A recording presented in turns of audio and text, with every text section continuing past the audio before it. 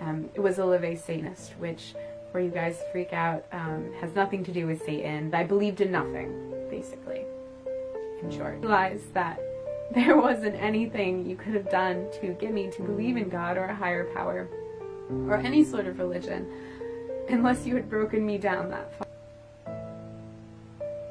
This is really hard to film. I'm sorry, guys.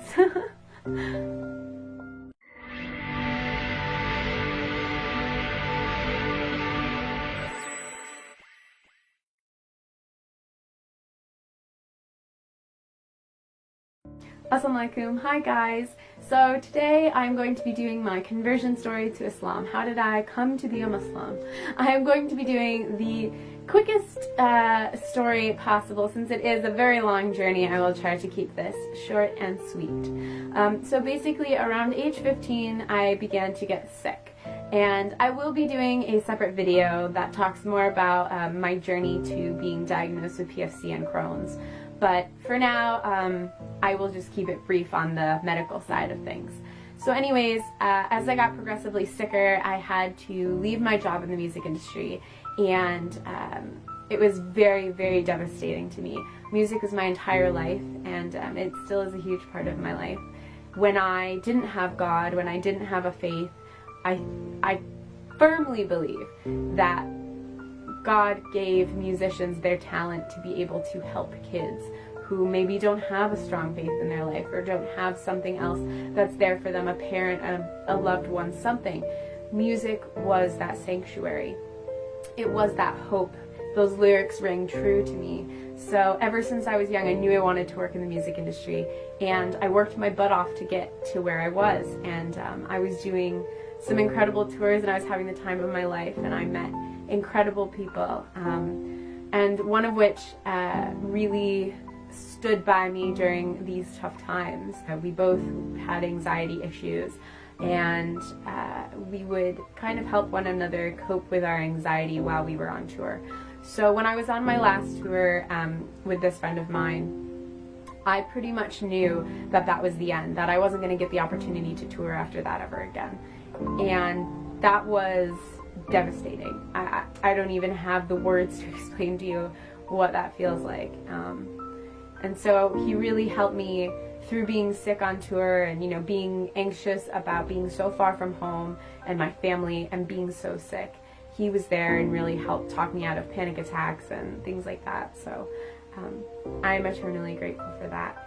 And likewise, I did my best to help him through his triggers and different anxious scenarios. So moving forward, when I got back home, I started going to different doctors, and nobody could figure out what was going on with me. And during this time, my mom was an incredible support, but also my best friend, Kristen. She was there for me, and she was the only other person outside of my friend from tour that could really reach me and talk to me when I was having an anxiety attack. Any of you guys who have anxiety issues know that when somebody comes to you during an anxiety attack and says, "Oh, it's going to be okay, calm down," you can't just shut it off. It doesn't work that way. So it's rare to find a person that gets you and gets your pattern of thinking and can get you out of your sort of anxiety spiral that you're going through. So she was there for me through thick and thin, through all the procedures I went through.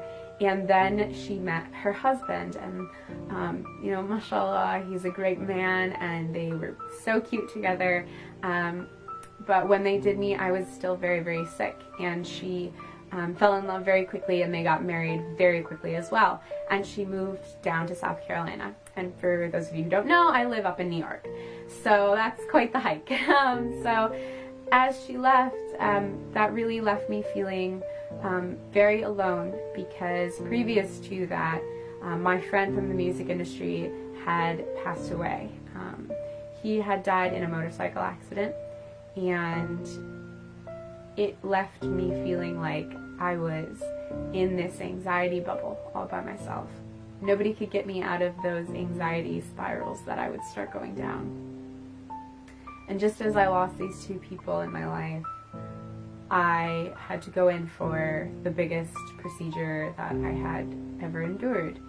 And it was the scariest moment of my life. I sat in my hospital bed.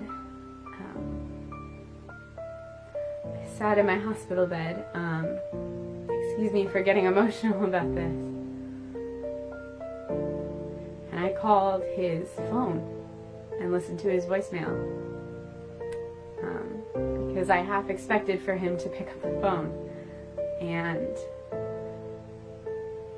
obviously he never did. And at that moment in time I realized, Kendall, you're alone. You're alone in this, and not in a negative way. I know that I had family that loved me, but this life, you come into it alone and you will leave it alone. And something clicked in my mind, and I realized that I wasn't in control of this life. This wasn't me holding all the cards. That there was something more. And after I came out of surgery, if you guys have ever had surgery, you've ever been under MAC anesthesia, you know that you don't remember very much from the first maybe half hour of you coming out of anesthesia. I'm sure you guys have seen the funny videos here on YouTube of people talking and whatnot after getting anesthesia. And a couple weeks later after my surgery, my father came to me and he said, I think I should tell you what you told me when you came out of anesthesia. And I said, what? Please don't let it be something embarrassing, or, you know, something he didn't know that I might have done when I was younger or something. But he said that when you woke up, the first thing you said was, I saw him. And I say him because I don't wish to say my friend's name, although many of you may be able to put the pieces together on who he is. I do not want to draw any attention to him or his family. He is simply mentioned because he is such an innate part in this journey of mine. But my relationship with him, I would like to keep completely private and do not wish to gain any sort of acknowledgement for knowing him or anything like that. So just for those reasons, I will keep him nameless in this video. But I said to my dad I saw him. And I just kept talking about him. I said he was okay, and that this is really hard to film, I'm sorry guys. And he told me to make sure his daughter was okay, and that his wife was okay, and just make sure that they were good. And that was really, really hard to hear coming back from my dad. And it really shook me, and it put me into a very emotional place. And I was sad and confused because I hadn't even gotten the chance to go to his funeral or his memorial because we lived on two different sides of the country. So things are still, even to this day, very raw because I haven't had that full mourning process. So anyways, as I was in that state of mind, I came across a line from the Quran that said, Allah does not burden one with more than they can bear.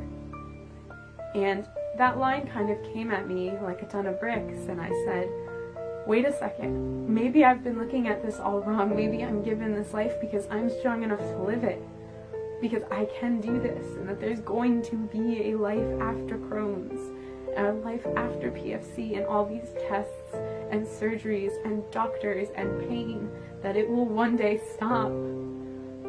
And I started to believe, the more I read from the Quran, that God is not going to just endlessly torture me. He didn't put me here on earth to be in pain.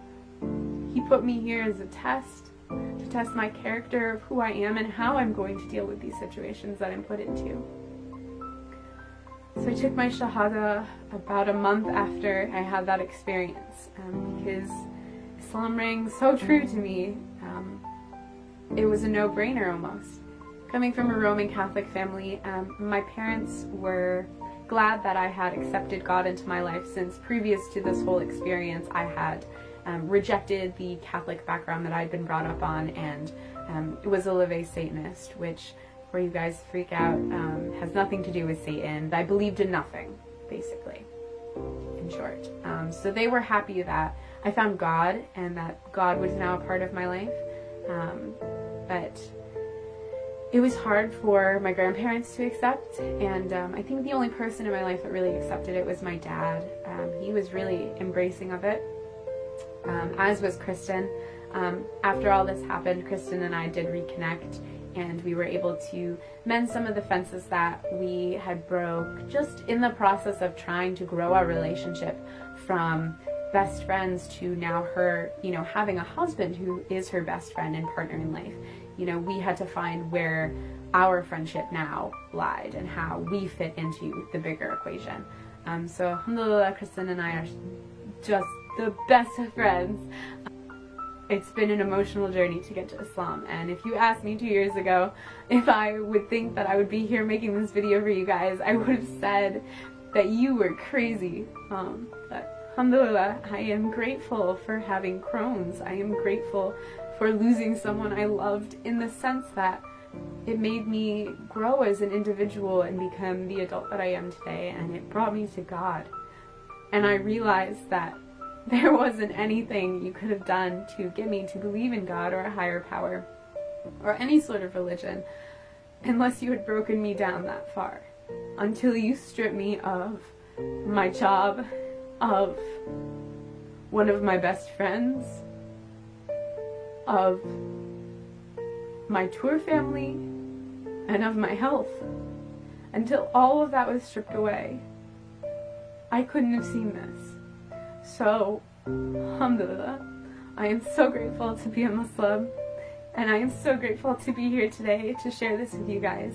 And I'm sorry that I got so emotional telling this story. I don't usually tell my story. I usually kind of just say, I was Catholic and now I'm Muslim. But that's how it happens.